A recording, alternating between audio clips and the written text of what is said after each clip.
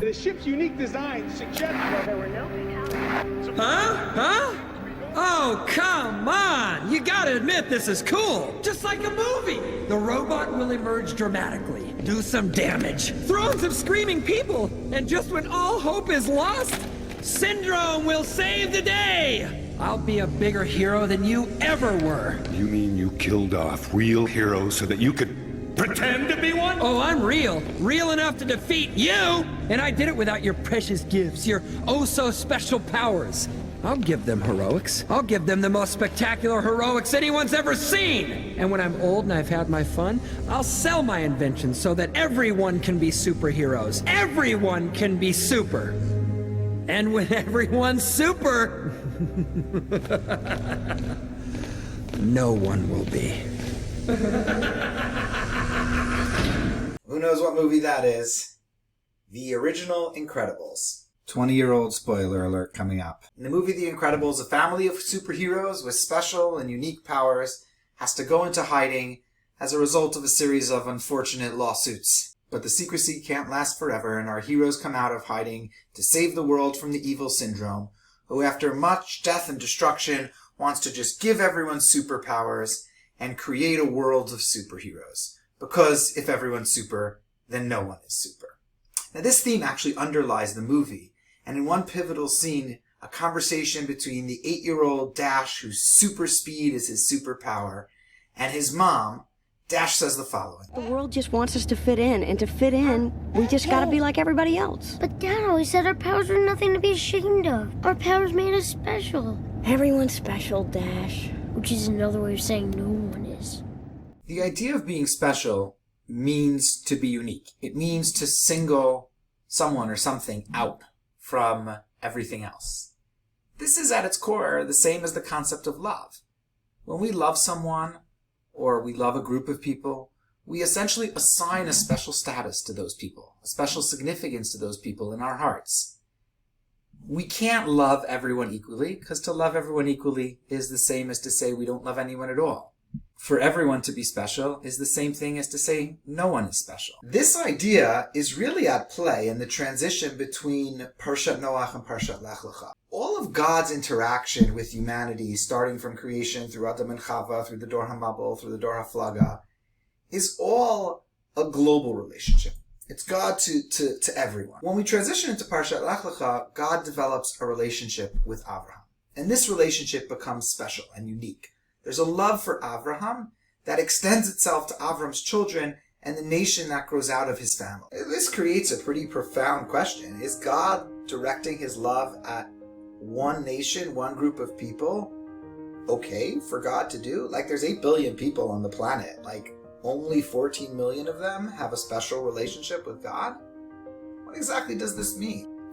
Modern Jewish philosopher Michael Wishegrod expressed what was later captured perfectly by the movie The Incredibles. Love is by definition a differentiated endeavor, right? You can't love everyone. You have to love some people more than others. So if God is going to love, then he's going to love in the way we can understand and relate to.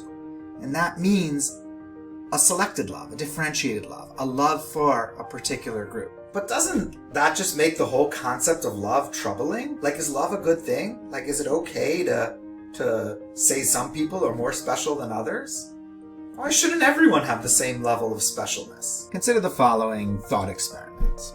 Last week there was news that there was a man walking around Eglinton and Bathurst area with a gun. It turned out to be nothing. But immediately everyone was concerned, right? People were calling us in school and saying, hey, what's going on? Are you guys going into hold and secure? We all immediately thought about the people close to us, the people we loved. Now imagine if we had heard about a person walking around with a gun in Ohio. Would we have thought about all the people in Ohio? Would we have immediately been concerned and worried, or would it just sort of pass through our news feed without anyone noticing it? So is this a problem? Is it a problem that we don't feel the same way about something that happens far away versus something that happens closer? I don't think so. I think that our ability to understand what it's like to love some people more than others, to see some people as special, is actually inextricably tied to our ability to properly empathize. You see, what is empathy? Empathy is to feel what someone else might feel. Well, if we're going to feel what someone else feels, we have to know that feeling.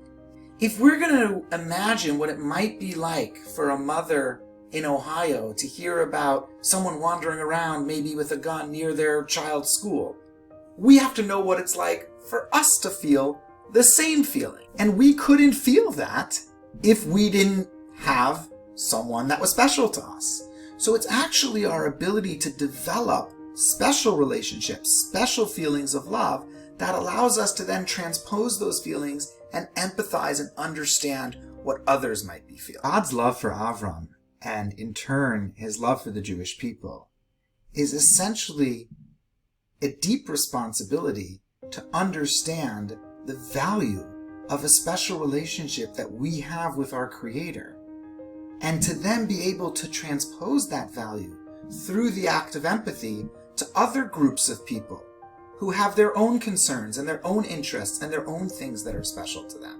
God essentially models for us, and in turn models for the world, how to love those dear to us and how to turn that love into empathy. I think empathy's in short supply these days. Like, there's going to be an election in the United States next week. I don't know how that's going to turn out, but I'm pretty sure there's not going to be a lot of empathy involved in that experience. I'm not sure there's empathy even within our own community sometimes. If empathy and love are connected to each other, then judgment and hate are their opposites. It just seems to me now that there's more judgment and hate than there is empathy and love. Judgment and hate brought us the Chet HaRishon, the Dor HaMabul, and the Dor HaFlaga. In loving Avraham, God is showing us how it's done. First, we love those who are closest to us. We love our family, we love our friends, and we love our community. And in doing that, in developing and cultivating that love, we then also develop our empathy for other groups of people who have their own specialness, their own love. If everyone is special, then no one is special. But if some people are special, then we can appreciate that everyone has someone, some things that are special to them. Shabbat Shalom, everyone.